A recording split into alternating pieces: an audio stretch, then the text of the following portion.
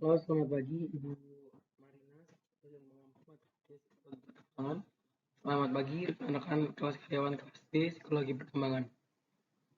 Pada kesempatan kali ini, kami dari kelompok 3 anak remaja ingin mempresentasikan terkait review jurnal kami dengan topik peran remaja terhadap sosial media.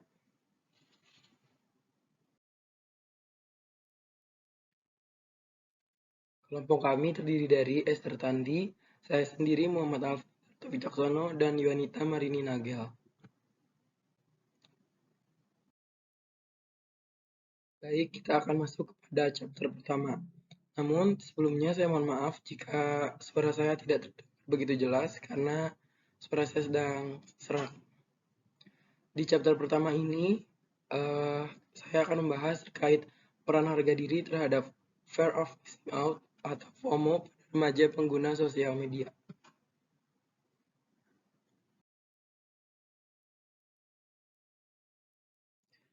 Baik, pembahasan yang pertama terkait fear of missing out atau FOMO. Remaja yang mengalami fear of missing out atau FOMO ini akan merasa takut tertinggal momen berharga yang dilakukan oleh orang lain jika ia tidak terus mengikuti apa yang telah dilakukan oleh orang lain. Akibatnya, remaja seperti ini tidak mampu menahan diri dari keinginan untuk terus bertumbuh, untuk terus terhubung dengan orang lain, terutama melalui situs jaring sosial atau social networking site. Hal tersebut dapat dipengaruhi oleh berbagai penyebab, salah satunya adalah harga diri. Lalu, penelitian. Penelitian pada jurnal bertujuan untuk menguji peran harga diri terhadap fear of missing out atau FOMO pada remaja yang menggunakan situs jaring sosial. Data diperoleh dari sampel sebanyak 349 remaja yang direkrut menggunakan teknik non-probability sampling. Data dianalisis menggunakan metode regresi linear sederhana. Hasil penelitian menemukan bahwa harga diri berperan signifikan terhadap kondisi fear of missing out atau FOMO pada subjek penelitian atau pada remaja.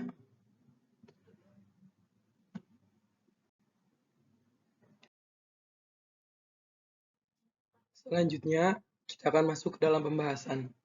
Menurut Smoke, Allison, Lamb, and Won, terdapat 6 faktor yang memotivasi individu menggunakan sosial media. Di antaranya adalah untuk relaksasi, saling berbagi informasi, menjalin pertemanan atau persahabatan, kemajuan profesional, serta melakukan interaksi sosial dan menghabiskan waktu luang. Di samping itu, sosial media juga dapat sebagai tempat bagi remaja untuk berlatih meningkatkan keterampilan sosial, mencari kenalan baru, dan memelihara hubungan sebelumnya. Namun, sosial media pada akhirnya dapat membuat remaja mengalami masalah terutama dalam hal penurunan sosial media, terutama dalam hal penggunaan sosial media secara berlebihan, karena ketidakmampuan dalam mengendalikan diri.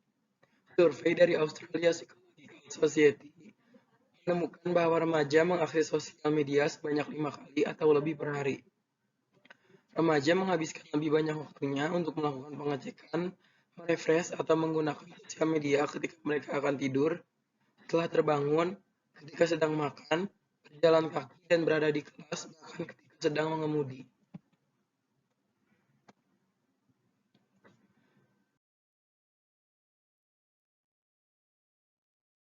Baik, kelanjutan pembahasannya.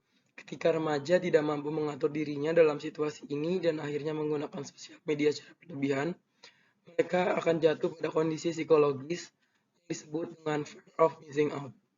Salah satu faktor motivasional yang penting bagi remaja adalah harga diri. Larry mengatakan, harga diri yang rendah membuat remaja tidak mampu berfungsi dengan baik secara sosial dan tidak dapat menyesuaikan diri. Remaja yang mengalami harga diri rendah akan merasa dikucilkan dan diasingkan dari lingkungan sosialnya, sehingga membuatnya memiliki kecenderungan terhadap fear of missing out dan berusaha untuk berkoneksi dengan orang lain secara online daripada bertatap muka secara langsung. Demikian penjelasan dari saya. Selanjutnya akan dilanjutkan oleh Kak Yuanita. Terima kasih. Ya, perkenalkan nama saya Yuanita Marini dan di sini saya akan membahas terkait dengan hasil review penelitian yang melihat antara hubungan dua variabel, yakni variabel kontrol diri dan perilaku puppy. Sebelumnya saya akan menjelaskan apa yang dimaksud dengan perilaku pubbing. Perilaku pubbing adalah perilaku di mana seseorang mengabaikan orang sekitarnya atau lawan bicaranya dikarenakan dia terpaku kepada smartphone atau mengalihkan fokusnya kepada smartphone. Perilaku pubbing ini dianggap mengganggu dikarenakan orang sekitarnya merasa terabaikan atau merasa tidak mempunyai hubungan interaksi sosial dengan seseorang. Seperti yang sudah saya sampaikan, penelitian ini bertujuan untuk melihat antara hubungan pubbing dengan kontrol diri. Hipotesis yang diajukan adalah adanya hubungan negatif antara kontrol diri dengan perilaku pubbing. Objek pada penelitian ini berjumlah 70 orang dan dengan karakteristik berumur antara 18 sampai 21 tahun. Metode yang digunakan adalah metode purposive sampling dengan menggunakan skala kontrol diri dan skala pubbing. Nah, teknik analisis data yang digunakan adalah product moment dari Carl Person. Hasilnya memperlihatkan adanya hubungan negatif antara kontrol diri dengan perilaku pubbing, di mana artinya jika semakin tinggi kontrol diri seseorang, maka semakin rendah perilaku pubbingnya. Tetapi ada faktor lain yang mempengaruhi, yaitu faktor kecanduan ponsel, kecanduan game, dan kecanduan internet. Nah, pada topik pembahasan akan dilihat lebih dalam apa yang dimaksud dengan kontrol diri. Kontrol diri adalah kemampuan yang dimiliki oleh individu untuk menentukan perilaku berdasarkan pada standar tertentu seperti standar moral, aturan di masyarakat, nilai, dan biasanya hal ini cenderung untuk sesuatu yang sifatnya perilaku positif.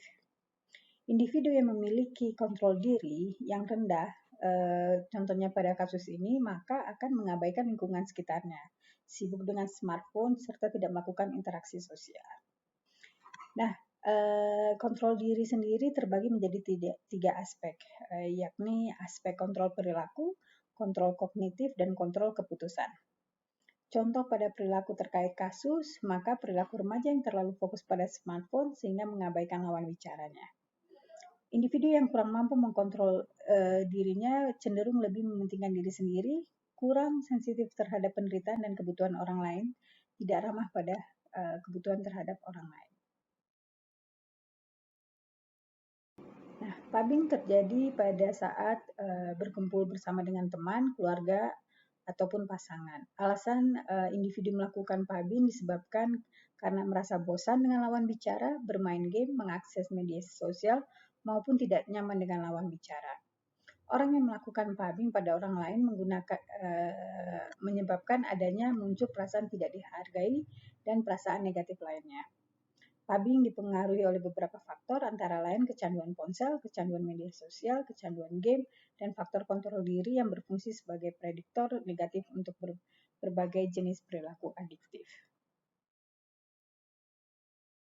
Hasil penelitian ini menunjukkan bahwa dapat disimpulkan terdapat hubungan negatif antara kontrol diri dengan perilaku pubbing pada remaja akhir. Semakin rendah kontrol diri, maka semakin tinggi perilaku pubbing. Begitupun sebaliknya, semakin tinggi kontrol diri, maka semakin rendah perilaku pubbing pada remaja. Terima kasih.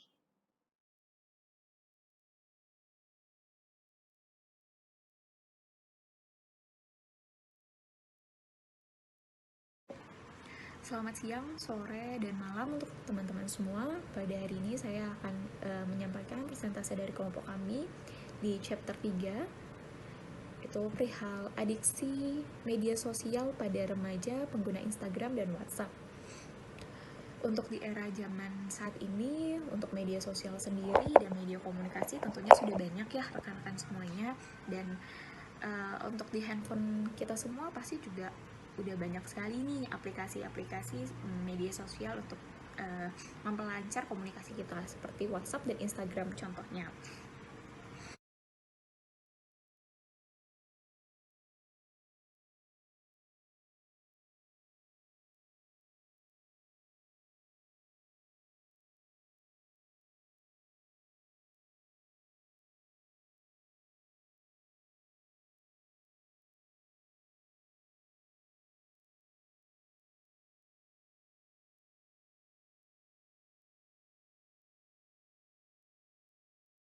Nah, berdasarkan dari penelitian Sheldon, Elliott, Kim, dan Kaiser pada 2001, ada kebutuhan adiktif atau 6 kebutuhan adiktif. Yang pertama adalah ada competence. Itu adalah sebuah kebutuhan sehari-hari. Lalu ada relate yang artinya membangun relasi antar individu atau antar remaja. Lalu yang ketiga ada pressure, yaitu adalah sebuah kesenangan dalam melakukan aktivitas tertentu. Lalu ada security, yaitu merasa aman dan juga nyaman. Lalu ada self-esteem, yaitu merasa dirinya lebih berharga. Dan ada popularity, itu adalah sebuah popularitas. Tujuan penelitian ini adalah untuk memeriksa kebutuhan apa yang paling mempengaruhi keletakan dan adiksi media sosial remaja. Berdasarkan penelitian, 384 orang tersebut diantaranya adalah 59,9% wanita dan 40,1% itu adalah laki-laki. Kalau dari segi usia, penelitian ini kuantitatif. Penelitian ini memiliki 3 skala ukur, yaitu need fulfillment, lalu yang kedua ada adiksi sosial media, yang ketiga ada social media engagement. Berdasarkan hasil penelitian, memperlihatkan bahwa kedua model yang dibangun untuk penggunaan Instagram dan WhatsApp ternyata fit atau sesuai dengan data empirik. Pada pengguna Instagram, terutama remaja, ada 2 kebutuhan yang berperan secara signifikan dalam media komunikasi atau media sosial remaja, yaitu kebutuhan untuk membangun relasi sosial yang hangat antar individu dan memperoleh kesenangan. Nah, sedangkan untuk pengguna WhatsApp ada 4 kebutuhan yang berperan signifikan terhadap adiksi media sosial remaja tersebut, yaitu kebutuhan untuk melakukan banyak hal, kedua membangun relasi sosial yang hangat, ketiga memperoleh kesenangan, serta merasa aman dan mampu mengendalikan situasi.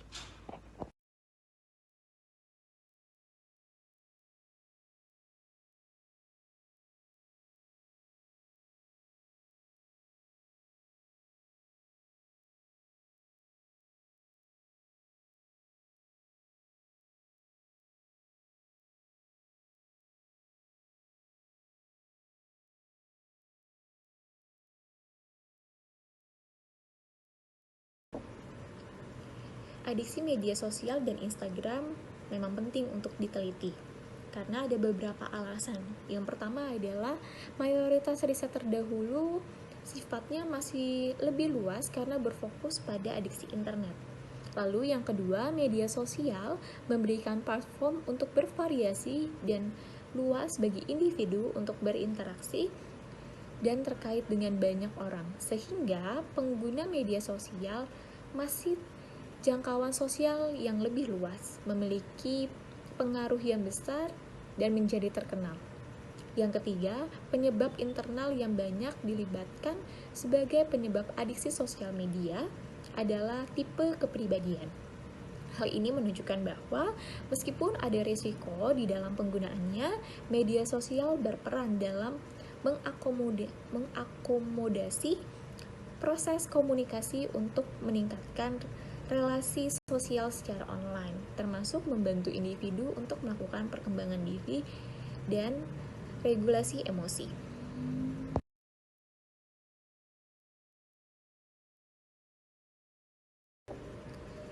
Media sosial adalah hal penting untuk di era saat ini karena masih menjadi salah satu alat komunikasi terbaik.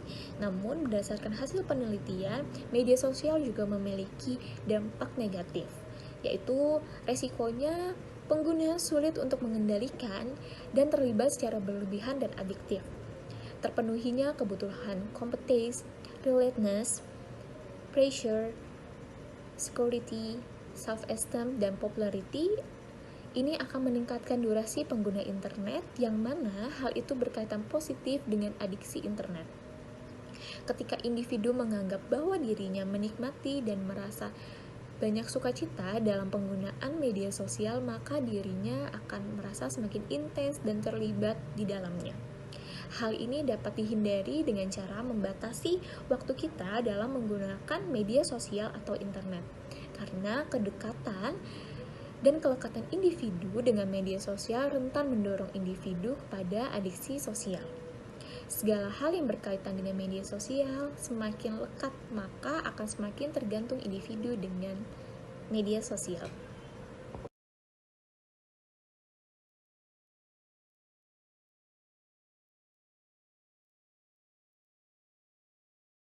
Demikian untuk presentasi dari kelompok kami. Semoga apa yang kami sampaikan dapat dimengerti oleh teman-teman sekalian. Terima kasih.